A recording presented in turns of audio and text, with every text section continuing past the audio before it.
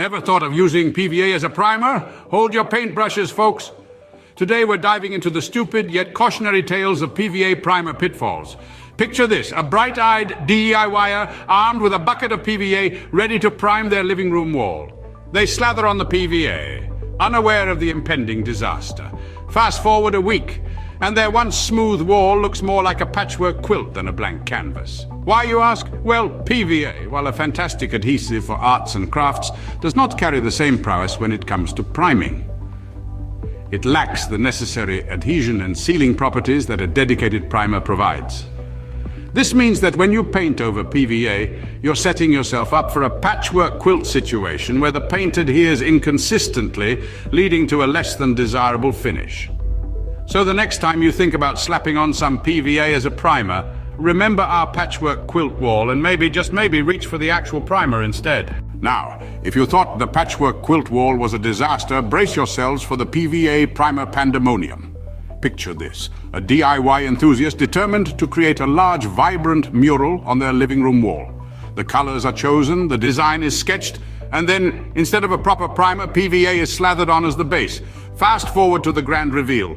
The mural, once vivid and full of life, is now peeling off like a giant sticker.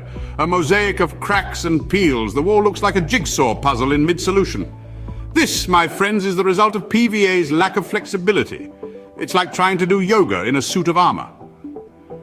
When faced with the slightest movement or temperature change, PVA cracks under pressure, quite literally.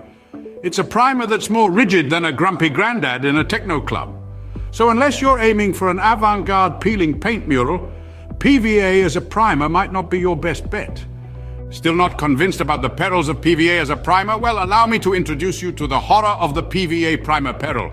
Imagine, if you will, our brave DIYer, armed with a bucket of PVA and a paintbrush, ready to take on the bathroom walls. Little did they know they were setting the stage for a mildew-ridden mess. You see, PVA is a bit of a sponge when it comes to moisture. Yes, it's true.